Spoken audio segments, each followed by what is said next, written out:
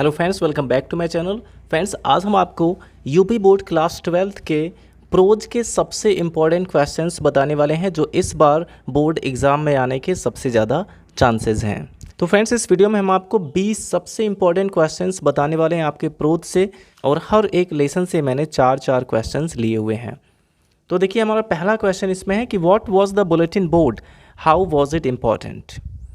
What was the bulletin board, bulletin board क्या था, how was it important, और वो इम्पॉर्टेंट क्यों था। तो इसका आंसर आप लिख सकते हैं कि the bulletin board was the centre of information in the town hall. यहाँ पे 2 क्वेश्चन पूछा गया है कि बुलेटिन बोर्ड क्या था और वो इम्पॉर्टेंट क्यों था। तो सबसे पहले आप बताएंगे कि बुलेटिन बोर्ड क्या था। इस तरह से बताना है कि the bulletin board was the centre of information in the town hall. Bulletin board town hall में क्या था, इन्फॉर्मेशन का एक सेंटर था, सूचना का एक केंद्र था। और इसके बाद आप लिख सकते हैं कि it was important because it was the only mode of communication between the officials and the public. It was important, यह इम्पॉर्टेंट था because it was the only mode of communication, क्योंकि यह कम्युनिकेट करने का यानी कि बातचीत करने का ये केवल अकेला माध्यम था, एक ही माध्यम था। और बिटवीन ऑफिशियल्स एंड पब्लिक यानी कि सरकार और जनता के बीच कम्युनिकेट करने का ये इकलौता माध्यम था, इसीलिए ये इम्पॉर्टेंट था। तो इस तरह से आप लिख सकते हैं कि the bulletin board was the centre of information in the town hall. It was important because it was the only mode of communication between the officials and the public. अब देखिए, नेक्स्ट क्वेश्चन हमारा है कि what did M Hamel speak first in the class. M Hamel ने class में सबसे पहले क्या बोला, दैट डे यानी उस दिन, अबाउट द लास्ट लेसन के बारे में। तो आप बता सकते हैं कि M Hamel spoke first in the class that day. उस दिन एम हैमिल ने क्लास में सबसे पहले बोला that it was the last lesson of French language, कि यह फ्रेंच भाषा का अंतिम पाठ है। That it was the last lesson of French language, कि यह फ्रेंच भाषा का अंतिम पाठ है। The order had come from Berlin, Berlin से एक आदेश आया है to teach only German in the schools of Alsace and Lorraine, कि एल्सेस और लॉरेन के स्कूलों में केवल जर्मन पढ़ाया जाए। The new master would come the next day, यानी कि अगले दिन नए टीचर आएंगे जर्मन पढ़ाने के लिए। अब देखिए, थर्ड क्वेश्चन हमारा है कि what did France think after hearing about the last lesson, यानी कि लास्ट लेसन के बारे में सुनकर फ्रांस ने क्या सोचा। तो आप बता सकते हैं कि after hearing about the last lesson, यानी कि लास्ट लेसन के बारे में सुनने के बाद फ्रांस थॉट यानी कि फ्रांस ने सोचा that he had hardly knew how to write French language, उसने तो अभी फ्रेंच लैंग्वेज को लिखना भी अच्छे से नहीं सीखा था। And he would never be able to learn it any more, और अब वह उसे कभी सीख भी नहीं पाएगा। After hearing about the last lesson के बारे में सुनने के बाद फ्रांस ने सोचा that he had hardly knew how to write French language, कि उसने तो अभी फ्रेंच लैंग्वेज अच्छे से लिखना सीखा भी नहीं था। And he would never be able to learn it any more, और वह अब उसे कभी सीख भी नहीं पाएगा। He was sorry for not learning his lessons, वह अपना पाठ न पढ़ने की वजह से दुखी था। He was sorry for not learning his lessons, उसने अपना पाठ नहीं तैयार किया था जिसकी वजह से वह दुखी था। नेक्स्ट क्वेश्चन है कि whom did M Hamel blame for the ignorance in studies, why. ये क्वेश्चन काफ़ी इंपॉर्टेंट है इस लेसन का। Whom did M Hamel blame for the ignorance in studies, why. M Hamel ने पढ़ाई में लापरवाही के लिए किसे दोषी ठहराया और क्यों। तो आप बता सकते हैं कि firstly for the ignorance in studies, यानी कि सबसे पहले पढ़ाई में लापरवाही के लिए M Hamel blamed the students, M Hamel ने विद्यार्थियों को, स्टूडेंट्स को ब्लेम किया। Because they delayed the studies, क्योंकि वे पढ़ाई को टाल देते थे, कल पे टाल देते थे। Then he blame their parents, और तब उन्होंने उन स्टूडेंट्स के माता पिता को ब्लेम किया। Who prefer to put them to work on a farm और एट द मिल्स, जो उन्हें किसी फार्म पर या फिर किसी मिल पर काम पर भेजना ज़्यादा पसंद करते थे। तो यहाँ पे आप कह सकते हैं कि then he blame their parents, और तब उन्होंने उनके माता पिता को ब्लेम किया। Who prefer to put them to work on a farm और एट द मिल्स, जो अपने बच्चों को किसी फार्म पर या फिर किसी मिल पर काम पर भेजना ज़्यादा पसंद करते थे। And then he blamed himself, और तब उन्होंने अपने आप को भी ब्लेम किया, और इसके बाद उन्होंने अपने आप को भी ब्लेम किया फॉर गिविंग देम हॉलीडेज़, यानी उन्हें छुट्टी देने के लिए, बच्चों को छुट्टी दे देने के लिए उन्होंने अपने आप को भी ब्लेम किया। तो इस तरह से आप इन आंसर्स को लिख सकते हैं। अब आप इसका भी स्क्रीनशॉट ले लीजिए। अब इसके बाद देखिए फ्रेंड्स, नेक्स्ट क्वेश्चन हमारा है कि why did Saheb and other rag pickers not wear chappals. Saheb और अन्य कबाड़ी चप्पल क्यों नहीं पहनते थे? What excuse did they give for it, और वे इसके लिए कौन सा बहाना करते थे? तो आप बता सकते हैं कि Saheb and other rag pickers did not wear chappals.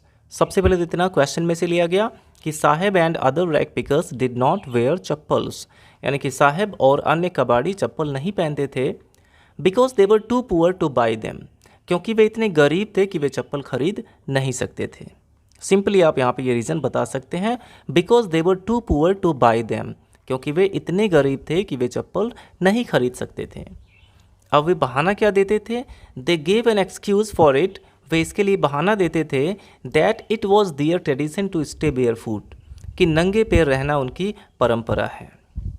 They gave an excuse for it, इसके लिए वे बहाना करते थे that it was their tradition to stay barefoot, कि नंगे पैर रहना उनकी परंपरा है।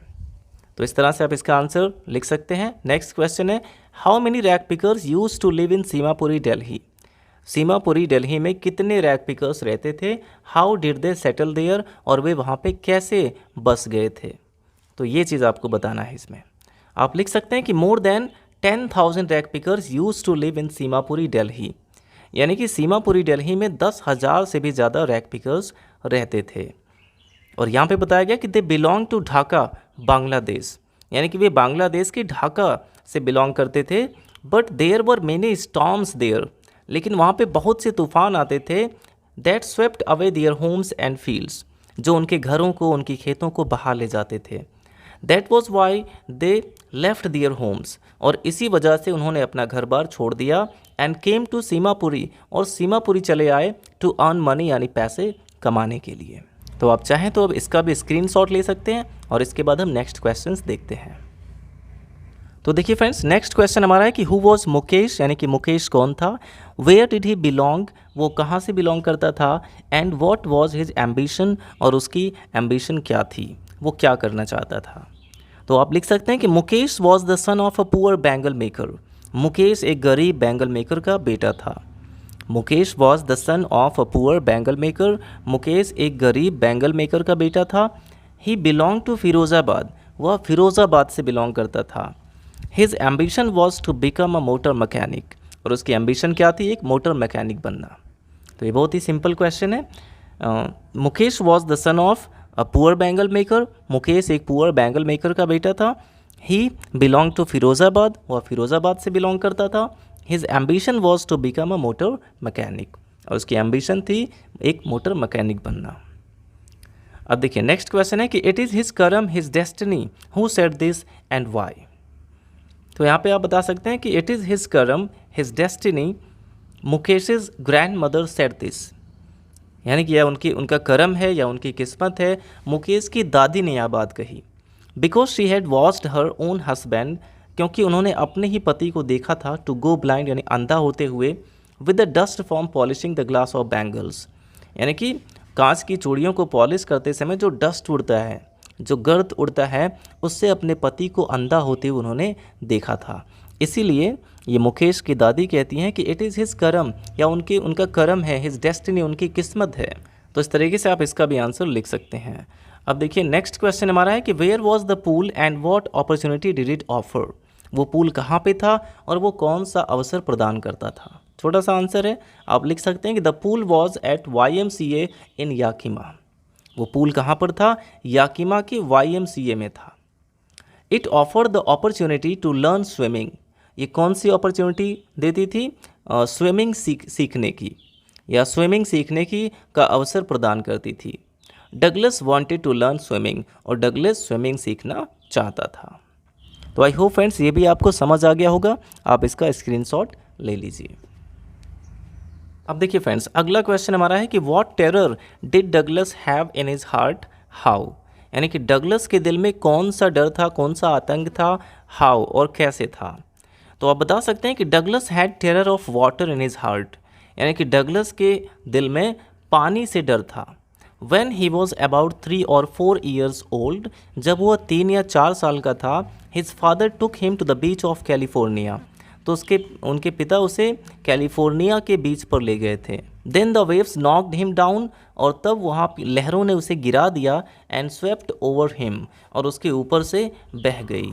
ही वॉज अनेबल टू ब्रीद, और वो सांस भी नहीं ले पा रहा था। Thus it came in his life, और इस प्रकार यह डर उसके जीवन में आया। अब देखिए नेक्स्ट क्वेश्चन है कि what did Douglas do inside the water to save his life. Douglas ने अपनी जान बचाने के लिए पानी के अंदर क्या किया। तो आपको बताना होगा कि Douglas made a strategy to hit the water, यानी कि डगलस ने पानी को हिट करने की एक स्ट्रेटजी बनाई। मेक अ बिग जंप, कि वह जोर से कूद लगाएगा। कम टू द सरफेस, यानी कि पानी की सतह पर आ जाएगा। लाई फ्लैट ऑन इट, और उस पर बिल्कुल चपटा होकर लेट जाएगा। And paddle to the edge of the pool, और हाथ पैर मारता हुआ पूल के किनारे तक पहुंच जाएगा। He did this continuously to save his life, और अपनी जान बचाने के लिए उसने ऐसा लगातार किया। अब आप इसका भी स्क्रीनशॉट ले लीजिए, और इसके बाद हम नेक्स्ट क्वेश्चंस देखते हैं। अब देखिए अगला क्वेश्चन हमारा है कि what did the instructor do to train Douglas, यानी कि डगलस को ट्रेन करने के लिए इंस्ट्रक्टर ने, टीचर ने क्या किया। तो आपको बताना होगा कि the instructor put a belt around him. Teacher ने क्या किया कि उसके चारों ओर उसे एक बेल्ट से बांध दिया। Attached a rope to the belt, और उस बेल्ट से एक रस्सी को बांध दिया। वेंट थ्रू अ पुली, जो एक पुली से होकर जाती थी। Held on to the end of the rope, और वह रस्सी के एक छोर को हाथ में पकड़कर एंड मेड हिम स्विम, उसे तैराते थे। He taught him how to inhale and exhale in water, उन्होंने डगलस को सिखाया कि पानी के अंदर सांस कैसे लेते हैं और कैसे छोड़ते हैं। दस ही ट्रेंड हिम, और इस प्रकार उन्होंने उसे ट्रेंड किया। अब देखिए अगला क्वेश्चन हमारा है कि who gave him shelter for the night and why, यानी कि अब यहाँ पे ये द रैट ट्रैप सेलर वाला चैप्टर स्टार्ट हो गया है, जिसमें पूछा गया है कि who gave him shelter, rat trap seller को शेल्टर किसने दिया, शरण किसने दिया, फॉर द नाइट यानी उस रात के लिए, एंड वाई और क्यों दिया। तो आप बता सकते हैं कि एन ओल्ड मैन, एक बूढ़ा आदमी, earlier a crofter at Ramsjo iron work, जो पहले क्या हुआ करता था, रामसे आयरन वर्क्स में एक कृषक था, एक क्रॉफ्टर था। Gave him shelter for the night, और उसने उस रैट ट्रैप सेलर को रात के लिए शरण दिया। Because he lived alone in his hut, क्योंकि वो अकेला अपनी झोपड़ी में रहता था। He was happy to have him as his guest, और वह उसे अपने मेहमान के रूप में पाकर खुश हुआ। To talk in his loneliness, जिससे वो अपने अकेलेपन में बात कर सकता था। अब देखिए नेक्स्ट क्वेश्चन है कि what was Ramsay iron works, what was happening inside. Ramsay iron works क्या था और उसके अंदर क्या हो रहा था। तो आप बता सकते हैं कि Ramsay iron works was a large plant, यानी कि रामसे आयरन वर्क क्या था, एक बड़ी सी लोहे की फैक्ट्री थी। विद स्मेल्टर, यानी जिसमें लोहे को पिघलाने वाली मशीन थी। रोलिंग मिल, यानी कि उसे एक चादर के रूप में बनाने वाली मशीन थी। एंड फोर्ज, और एक ढलाई घर भी था। Inside it the master Smith and his helper set in the dark forge, और उसके अंदर क्या चल रहा था, जो मुख्य लोहार था, द मास्टर स्मिथ यानी जो मुख्य लोहार था, और उसका जो हेल्पर था, sat in the dark forge, वे अंधेरे फोर्ज में, अंधेरे ढलाई घर में बैठे हुए थे। They were waiting for the pig iron to be ready to put on the anvil, ताकि वो एनविल पर रखने के लिए तैयार हो जाए। जब तक वो एनविल पर रखने के लिए तैयार ना हो जाए तब तक वे उसकी प्रतीक्षा कर रहे थे। उन्होंने उस पिग आयरन को भट्टी में डाला हुआ था। तो आई होप फ्रेंड्स ये भी आपको समझ में आ गया होगा। अब आप इसका भी स्क्रीनशॉट ले लीजिए, और इसके बाद हम नेक्स्ट क्वेश्चंस देखते हैं। अब देखिए फ्रेंड्स हमारा नेक्स्ट क्वेश्चन है कि what information did the iron master and his daughter receive at the church, यानी कि आयरन मास्टर और उसकी बेटी को चर्च पर कौन सी सूचना मिली। तो जैसा कि आप जानते हैं कि the iron master and his daughter receive the information at the church, यानी कि आयरन मास्टर और उसकी बेटी ने चर्च पर यह इन्फॉर्मेशन रिसीव किया that the old crofter of Ramsey iron works had been robbed by a rat trap seller, यानी कि रामसे आयरन वर्क्स का एक बूढ़ा किसान एक रैट ट्रैप सेलर के द्वारा, एक चूहेदानी के विक्रेता के द्वारा लूट लिया गया है। ये खबर उन्होंने सुनी थी। अब नेक्स्ट क्वेश्चन हमारा है कि what Christmas present did एडला receive from the peddler.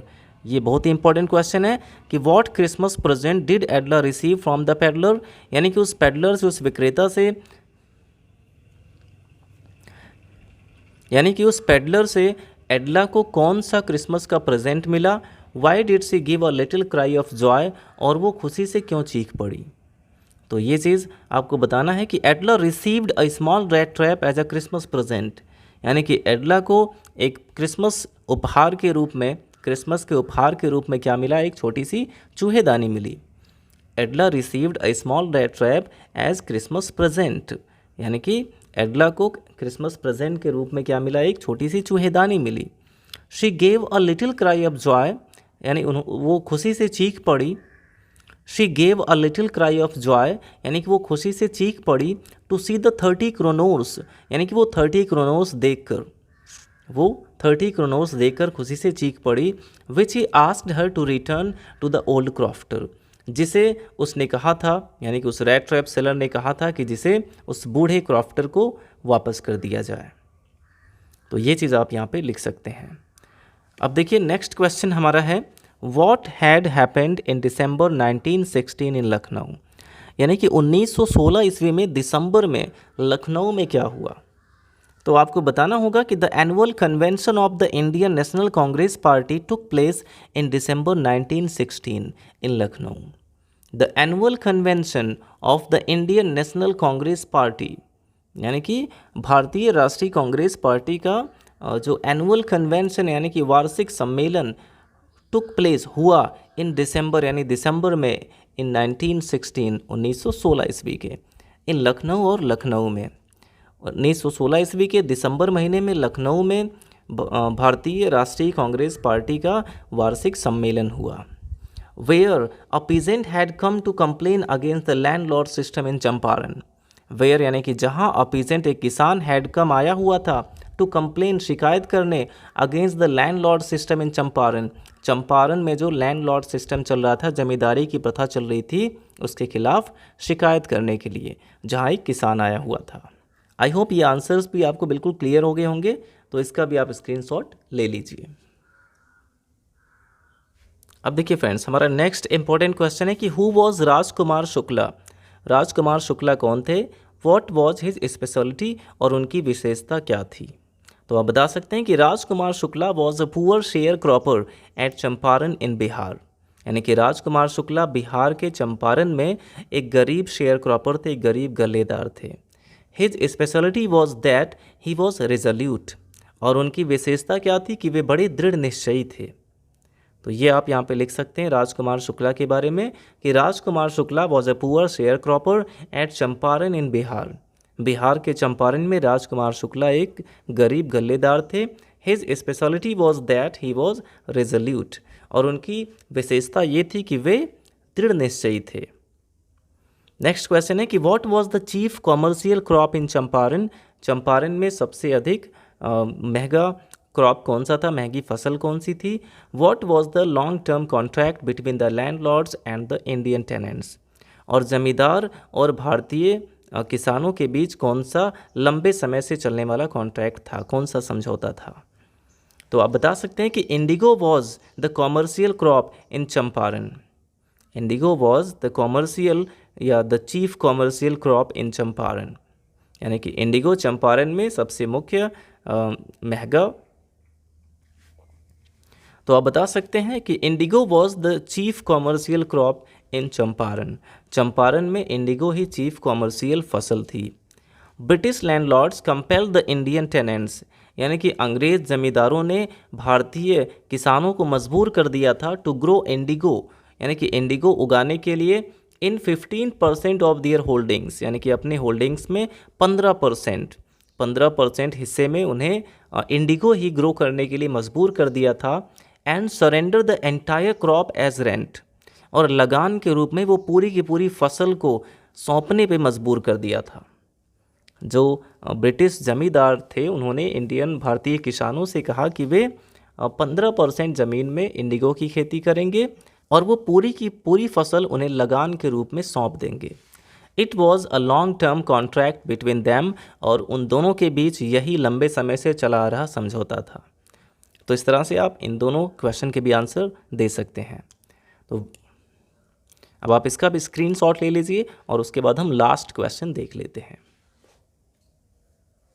तो देखिए फ्रेंड्स, लास्ट क्वेश्चन हमारा है कि what did Gandhi ji do for the overall development of Champaran. यह भी बहुत ही इंपॉर्टेंट क्वेश्चन है। What did Gandhi ji do for the overall development of Champaran. Champaran के विकास के लिए गांधी जी ने क्या किया। तो आप बता सकते हैं कि Gandhi ji arrange teachers to educate the people of Champaran. Gandhi ji ने चंपारण के लोगों को एजुकेट करने के लिए, शिक्षित करने के लिए टीचर्स की व्यवस्था की। He also arrange doctors and medicines, और उन्होंने डॉक्टर्स और मेडिसिन्स की भी व्यवस्था की to improve the health conditions, वहाँ की स्वास्थ्य व्यवस्था को सुधारने के लिए। Schools and hospitals were opened, यानी कि स्कूल और हॉस्पिटल खोले गए। He instructed Kasturba to talk to the women about their dirty clothes, और उन्होंने कस्तूरबा से कहा कि वे महिलाओं से बात करें उनके गंदे कपड़ों के बारे में। And to teach them cleanliness, और उन्हें साफ़ सफाई सिखाएं। उन्होंने कस्तूरबा से भी कहा कि वे महिलाओं को साफ़ सफाई के बारे में बताएं और आश्रम के रूल्स भी बताएं। दस he did a lot for the development of Champaran, और इस प्रकार उन्होंने चंपारण के विकास के लिए बहुत कुछ किया। तो इस तरीके से फ्रेंड्स, हमने आपको प्रोज के सबसे इम्पॉर्टेंट ये 20 क्वेश्चन बता दिए हैं। आपके बोर्ड एग्ज़ाम से इनमें से क्वेश्चन आने के सबसे ज़्यादा चांसेस हैं। अगर आपने इतने क्वेश्चंस को तैयार कर लिया तो आपको 8 नंबर बड़े आराम से मिल जाएंगे। और फ्रेंड्स, अगर आप इन सभी क्वेश्चन के आंसर को ऑब्जर्व करेंगे तो आप ये भी सीख पाएंगे कि हम खुद से आंसर कैसे लिख सकते हैं। इसको देखिए किस तरीके से ये सारे आंसर्स को लिखा गया है। तो वीडियो अच्छा लगा हो तो लाइक करिएगा, और अगर आप ऐसे वीडियोस और देखना चाहते हैं तो हमारे चैनल को सब्सक्राइब ज़रूर करें। Thanks for watching.